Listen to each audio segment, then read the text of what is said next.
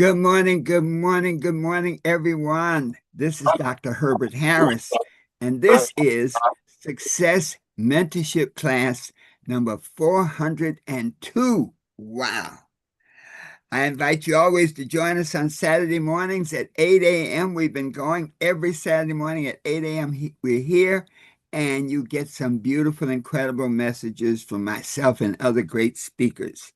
I also invite you to visit our website, www.herbertharris.com, and be sure to get a copy of our book, The 12 Universal Laws of Success, and you can schedule a success consultation.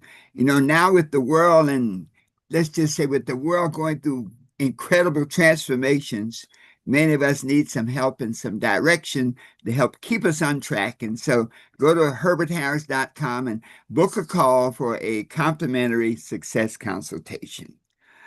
Today, we have a treat. We have an incredible treat. We have a speaker today, Katie Augustine.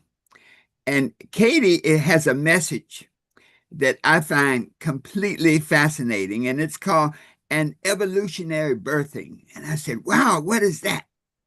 And it's a perspective on collective vision for personal growth. Now, that's a beautiful topic, collective vision for personal growth. So I know that many of you are online right now on YouTube, on Facebook. Be sure to share this broadcast because you're going to have some incredible insight. So before we do our meditation, let me give you a little insight on Katie, because she's a fellow lawyer. So I'm very partial to lawyers. You know, I'm a retired attorney, or some people say a reformed attorney. But she is an attorney out of Cleveland, Ohio. But she is one of the top 15 coaches in Cleveland. She's also an author and a professional speaker. One of the interesting things, I was reading her bio, and she was sharing that she has really mixed spirituality and law in such a way that you create you might say, a different paradigm, a different perspective. She's also been very, very interested in the environment and saving the planet. The planet lives, and we have to do everything we can to keep it alive and to keep it healthy. All right. And so today's message is one that I think will transform you and will be a great blessing to you and those that you share it with. So before we get started, let's do our meditation so we'll be in the right space at the right time. Let's sit straight up in our seats. Close our outer eyes. Open our inner eyes. Take a deep breath and hold it. Let it out slowly.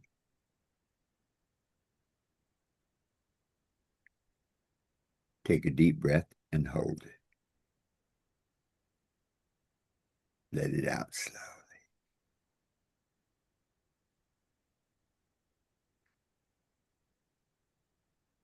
And in this space of peace and relaxation, we affirm, I am at peace with myself. Let us affirm that together. I am at peace with myself. And as that peace sinks in, we know that our minds are open, receptive, and ready to learn. My mind is open, receptive, and ready to learn. Let us affirm that together. My mind is open, receptive, and ready to learn. Let that sink in. Take a deep breath. Let it out slowly. And so it is. All right, let me welcome Katie to the platform. Let's see. Wow. Thank you, Dr. Harris. Get it right now. Thank you, Dr. Harris, and good morning. Here we go. Okay, I just did it wrong. Hold on, let me get it right. Okay, here we go. And here we go. Got it. Okay. Got it. Good morning, Katie. How are you? Good morning. Well, thank you, Dr. Harris. I am great. Good morning, friends. Beautiful. Yeah. So we want me to just get going? All right. Well, good morning, everyone. Good morning, friends that I know from the mastermind and then others that are watching. I am so thrilled to be here. Thank you so much, Dr. Harris, for letting me share this message. Thank you for that beautiful introduction. I just want to say that I do work on behalf of an institute as well, but this is all these thoughts and this message that I'm going to share with you is all my own. And actually, speaking of that, I think many of you may be able to relate because knowing the people that generally are attracted to this 8 a.m. mastermind and this type of teachings and the 12 universal laws of success, I received a message like many of us receive what I call a divine dream or a divine message. And the message I was receiving is this idea about, as Dr. Harris said, about collective vision and bringing collective vision into our personal development and growth for the, really for the global good of the world. And so I received this message and a part of me is like, who, me? Like everyone else, a part of us is like, why am I supposed to share this message? But another part of me said, it is time. And knowing, as Dr. Harris said, that we are in this time of transformation, well, then time is of the essence. Like it's time to get this message out there. And so I appreciate Dr. Harris's platform and other platforms where I can share this message. So I want to start by just saying that I know, like many of you, I've done personal development for many years, actually decades at this point. And I know many of you have done the same in speaking with you in our mastermind. And if you're joining, and my guess is, you're not up at 8 a.m. in the morning if you don't take your personal growth and development seriously. So I want to, thank you for that. I also want to suggest, and actually I know this as well, that you are all influencers. And this message is really for the influencer, whether you're a coach or a speaker or a counselor or just an advisor with your family and friends. I know that you are a course creator. I know that you're influencing people. And so, this message is for you both as to take in personally, but to share this message, this idea that I have. If you love it, right? I want to share some things with you. Some may resonate, some may not. And if not, feel free to leave them by the wayside. But my hope is that some resonate and some move you. And then again, you're welcome to share this message.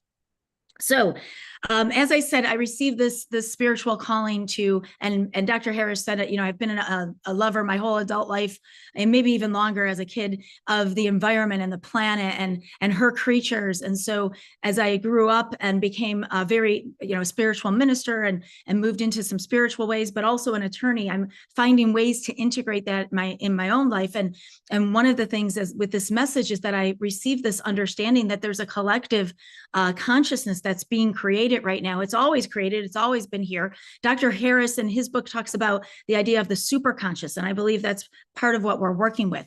And so I'm going to share with you 5 concepts, and then we'll move into some steps that we can take to really, ground these concepts. And the first concept is this idea of collective coherence and collective vision.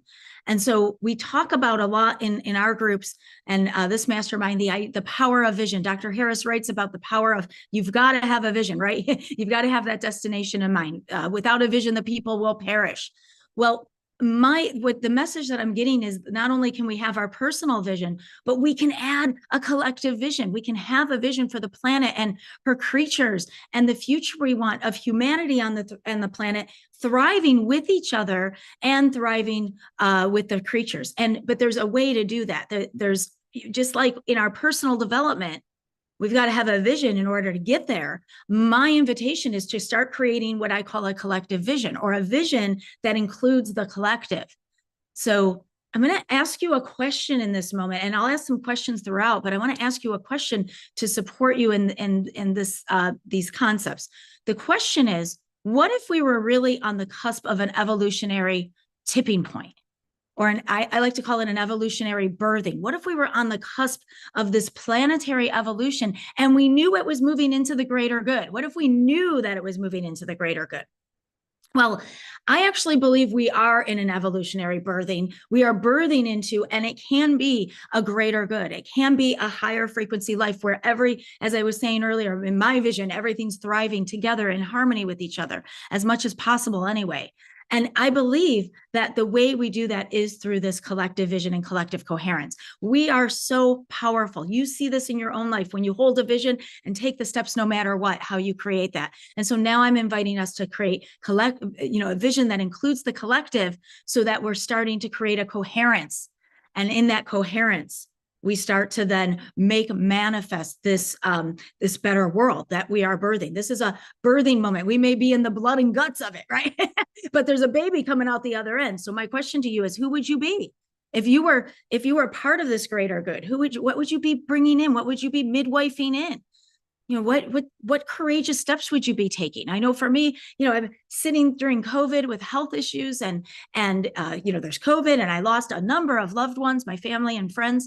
And it's like, I have this message, but how do I even bring this? And who am I willing to be? And so in the last year, I'm like, time is of the essence. This evolutionary transition is happening. You can feel it now, right? And a lot of the people that we work with, and again, I mentioned you're influencers. So I know you're working with people, you're all probably holding a vision, but a lot of our friends and family, they're in the fear of it, right? They're in the fight, flight, freeze of it. And so they're scared and they're saying, what's happening? And they're looking at the conditions and they feel, they don't feel empowered. They feel like they're subject and reactionary to these conditions. And some of us, I have my moments. I have my moments. And during COVID, I had my moment. But then we can lean in and say, well, wait a minute. If it was an evolutionary birthing and we were moving into the next phase of this, and it was going to be good, who would I be? And how can I be courageous and bring something greater? So there's this idea of collective vision and a coherence that we can create. And I want to remind us that as part of an evolutionary birthing or an evolutionary turning point, there's going to be a phase change. And I believe we're right in it. And if you think about water, when water is liquid and it's with enough heat, it's turning into steam. There's a phase change. It looks like a boiling point. It is chaotic. It does not feel good, at least to the water, I bet. However, there's something beautiful and organized in that chaos that is happening there.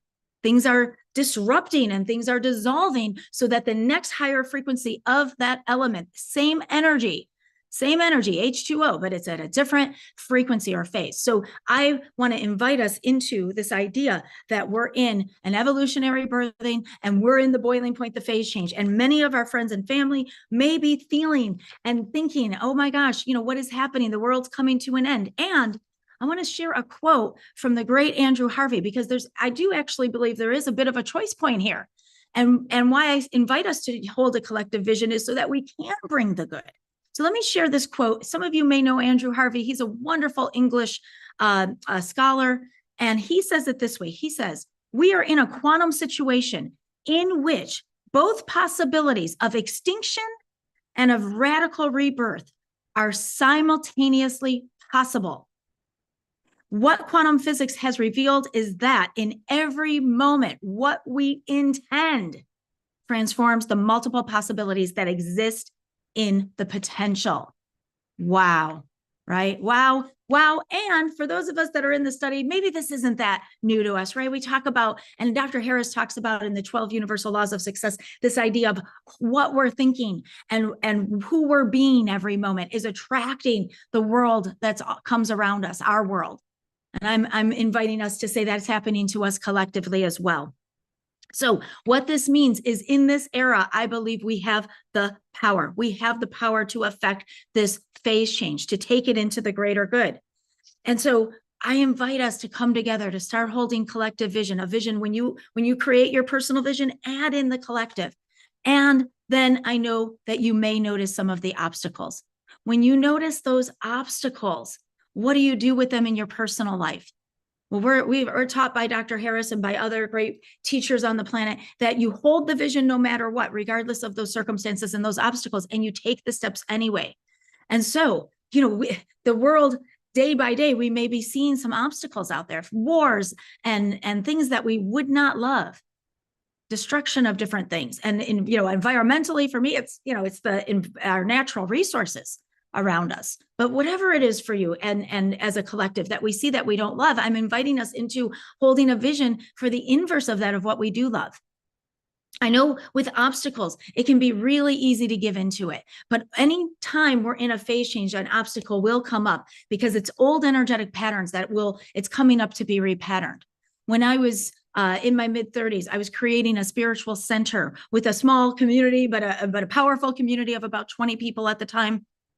And we were wanting to grow, and we rented a space, and we had a landlord who wasn't the best at organized. So he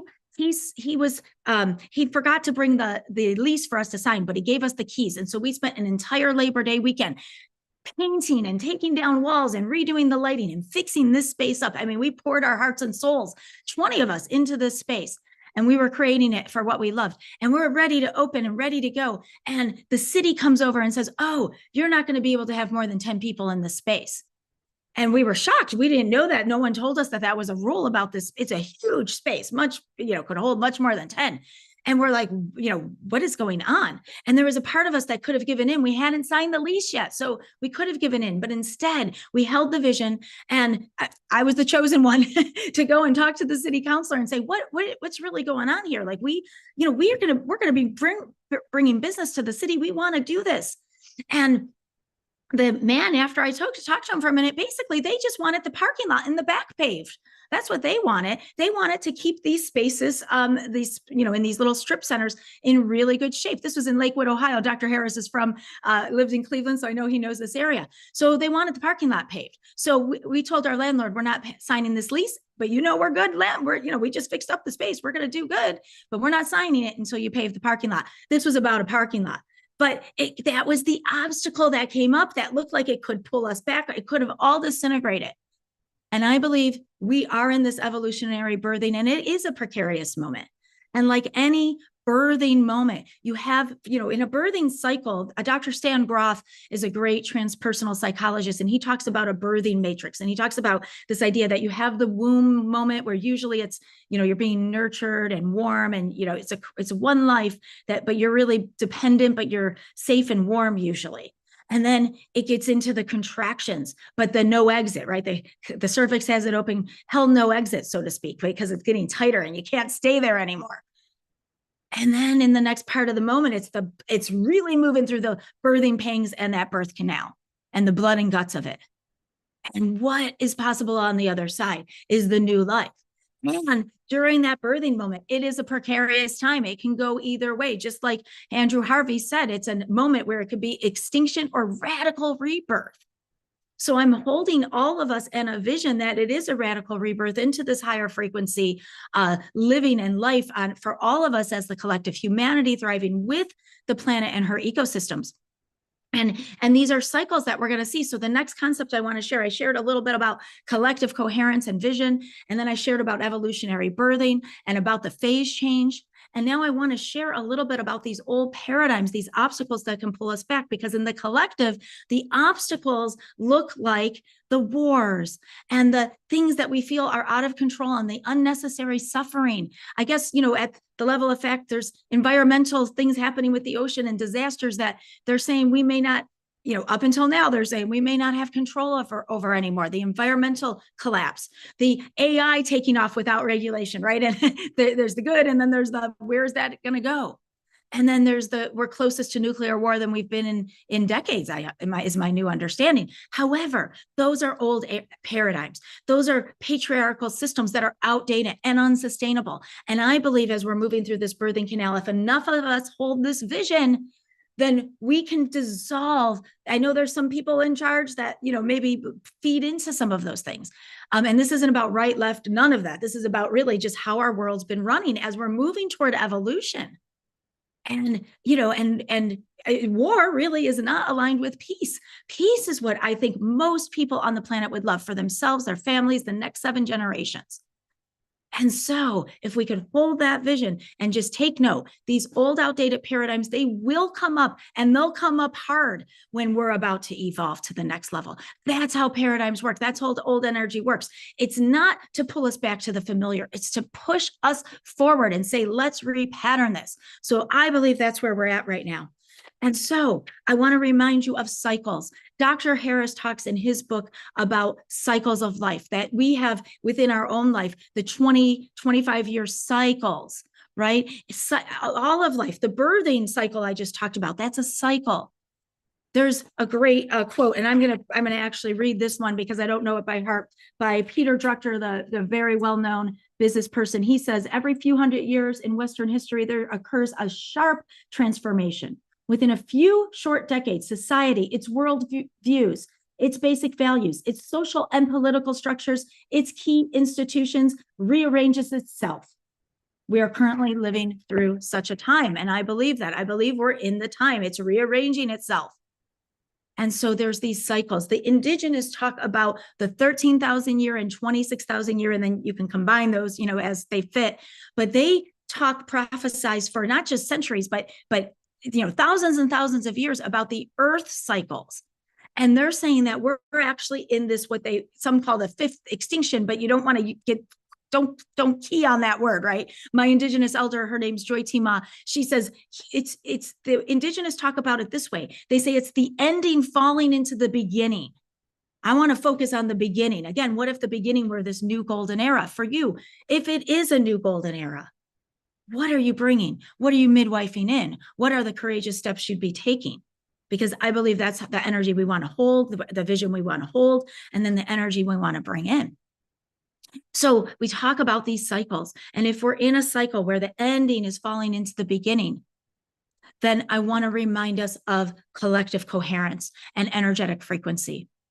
So many of you may have studied over the years David Hawkins and his work in Power versus Force. David Hawkins talks about energetic frequency and how people who have truly changed the world have a certain frequency. Jesus, not getting as religious as much as a historical figure, when they looked at his energetic frequency, I think it was at a 700 level, very high level. Mother Teresa, Gandhi, there's people that are walking this planet that are holding these high energetic, or were, have been and are, that hold these high energetic frequencies. The frequency of unconditional love is 500. And at a 500 level, if you hold that frequency consistently, you can affect 750,000 people. 750,000 people at a certain frequency. So I don't want to get too much into his study. I'm just saying that there's a power of energetic frequency. And now my invitation is to, we all, if you're in this type of work, you're an influencer and you have a certain energetic, we may not be 500. I don't know where we're at on the scale, but I know we're above the holding on to the resentment and the anger and the blame and the fear. And we're moving and I'm grooving. And I'm saying, be an influencer and hold on to that frequency. And then let's bring it together. 3.5% of any population is what it takes for the tipping point. Malcolm Gladwell is the one who made famous this idea of a tipping point. It doesn't have to be everyone. It's just enough energy and boom, you're into the next phase change and the next frequency. So that's what I'm inviting us into. And so as part of this, I want to share with you 4 steps that you can take to hold the energy of this.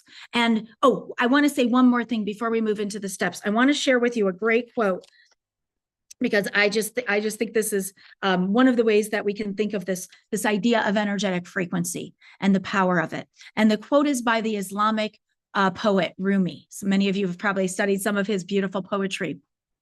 And he says that within, where did it go? I lost. So he talks about I'll just share it as it landed for me and I know it. He talks about within every great heart, within every heart and every being, there is a great turning point. We are the turning point, and it's within our hearts. It's within the energetic frequency of love, I believe. We talk about the superconscious, Dr. Harris, and this idea of love and this idea of the turning point. Jean Houston talks about the macro and the micro, and that not only are we a part of the universe, but we are affecting the universe. We are actually the center of the universe. So it's within my great heart. Who am I to share this message? Who am I not to? I'm a part of the universe. It's my world too. It's your world too, and you're influencer. So I invite you to share these concepts. Let me give you the 4 steps. And these are simple steps, but they're powerful steps, and this will support all of you. Some of this we've kind of talked about. The first step is empower. To empower yourself and others with the awareness. I want to share one more great quote with you. Let me see if I can find it quickly here. It's by David Gershon, and he wrote the book Social Change 2.0. And he said it this way. He said, and this is the time we're in. He said, when none of the other approaches work, you have 2 directions left. One is despair, cynicism. It's hard to say that word. Cynicism and apathy, states of mind where a lot of people are right now. The other is empowering people to want to change, the kind of change that transforms the whole social system. Well, that's what I believe all of us are here to do. You are an influencer. You are here to help people want to change and create this transformation. So I invite us to envision, to invite others, to have the awareness, to keep up the work that you're doing. And again, what else are you bringing? If you knew it, we were moving into the greater good, what other courageous steps are you taking to help empower others? The next step is envision. So empower, envision. I know Dr. Harris talks about the idea of vision, and it's the same concept. And here now today, I've been inviting you to have a collective vision as well. Bring into your personal vision the collective of what you want for the future of maybe some of you have kids and grandkids. I don't, but I do want a future for the next 7 generations that is thriving, because I love this planet. And when I go around, I love nature, and I love the bees and the birds and the trees. And I want it to thrive with us, as I love people, and I want everyone to thrive together. And I know there's a way to do that. And so we can hold collective vision and bring that into our personal development. And then we can invite others to do the same. Remind them, as much as you're doing your own work, you want to invite us to think about the world as a whole and what you would love there too. This is a collective consciousness we're creating. Remember, 3.5%. That's all it takes. Now, the next step, empower, envision, activate. That is taking action. Dr. Harris writes about this in his wonderful book, the idea that you don't want to just have a vision and not do anything with it. We've got to take action. Let the universe know that we are serious about this work, and we're going to do something. And so obviously, most of you I know are working with your vision, and you're taking action steps to serve the vision, and the obstacles come up, and you take the action steps anyway, regardless of the obstacles. And then this part of it, though, my invitation is, there's parts in the collective that you don't love. Take action. Don't just sit in the despair, as David Gershon was saying, and think about it or worry about it. And again, this is not just a message for you, but for the people you're influencing. Take action on it. It might be giving a small donation or a big donation, or it might be signing a petition. But if it's nothing else, then turn it off. If it's on the news or whatever, and you're just focused on the despair and the worry about it, that is adding negative energy. Turn it off. I would say don't pay attention to it. But if you are paying attention, and you can take any action, and then the main thing to do is take action towards something in your collective vision that you would love. Maybe it's the park system. Maybe it's whatever it is that you would love to bring in the collective part of your vision now.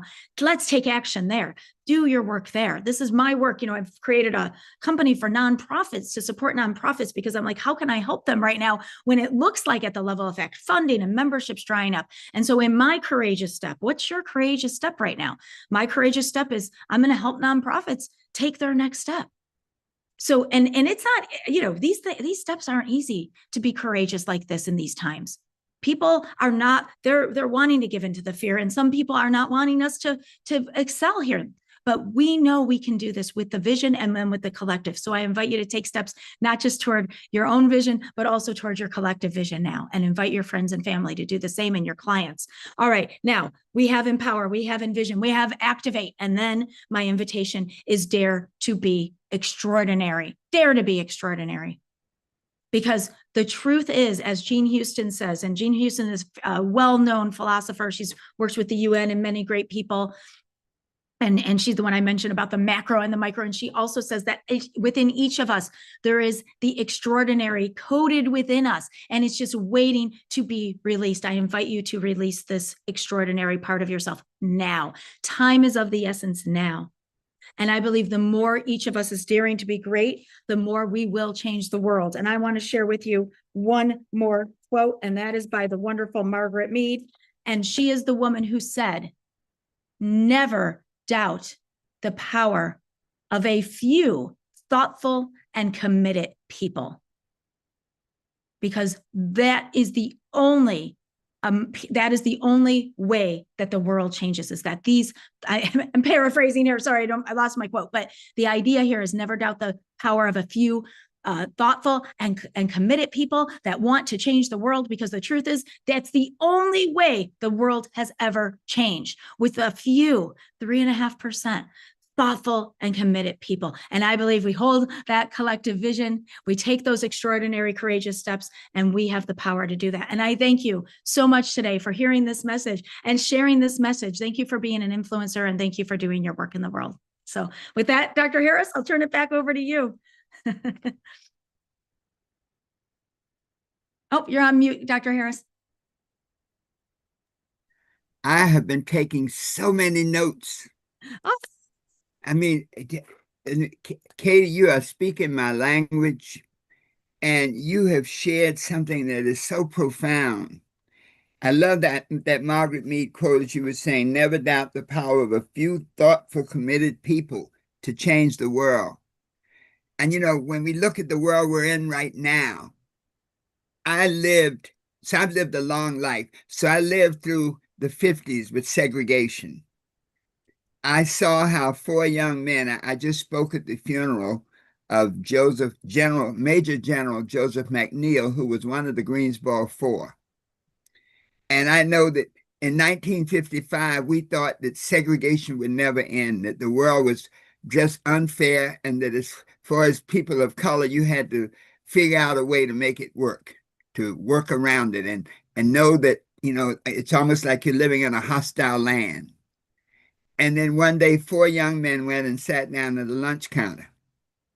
And I was interviewing them. I spoke to them, and they were, like I said, one was a classmate of mine. And I said, well, did you all have a plan for tomorrow? He said, actually, we didn't. He said, we knew we were going to go there that day. And they had all kinds of fears and trepidation. But when you do something bold and out of the ordinary, the world has to recreate and orient itself towards what you have done. And so he said, as they were leaving that first day, one of the news people said, are you guys coming back tomorrow? And they said, sure. And they came back, and within a week, it went from 4 to 16 to 56. And within 6 weeks, there were like 59 different sit-ins going on around the nation. And it was that over time really facilitated the civil rights manifestation. It literally fought against a system, like we have a system right now that's going in a whole different direction. But just what you're saying is such a powerful thought. Even Adam Clayton Powell, when he was coming into power, he was a minister in Harlem. And it turned out in Harlem, the department stores there would let Black people buy, but they couldn't work there. And so he had a thing, it was called What's in Your Hands? And he said, your power is in your hands. He said, your pennies, your nickels, your dimes, your dollars. Don't spend them somewhere where they won't hire you. And within a short time, the stores in Harlem changed their perspective and started hiring Black folks, people of color. That one movement by him started with himself and his church members. He ended up in Congress and one of the most powerful men of color to ever exist in Congress, and brought many, many other changes about. So as you were sharing that, I'm like, I've seen this happen. And that's one of the beauties of living a long time, because you can see the patterns, you can see the system, the things working, and you find that everything just repeats, and it's just that when you've seen it before, you know how to deal with it again. I love that. Absolutely. And so what you're sharing, that's the answer. That is the answer. Wow. I can't wait for our discussion.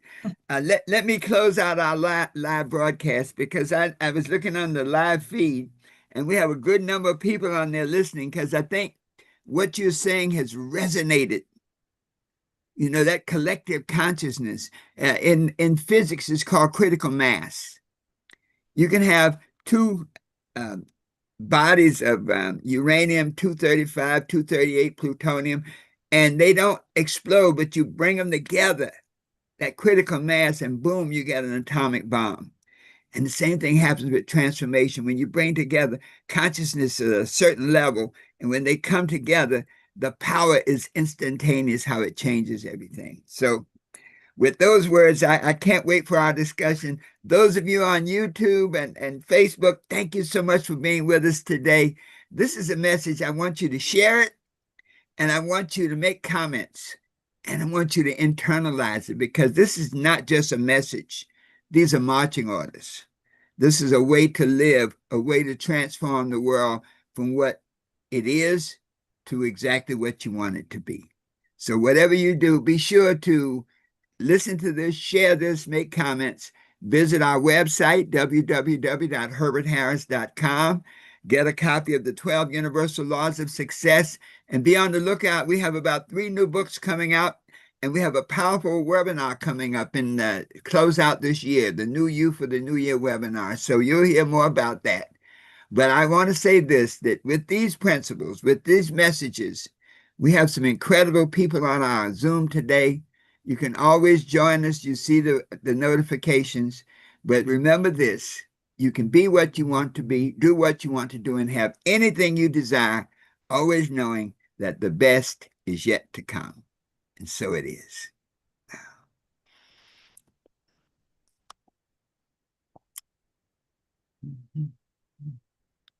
Let me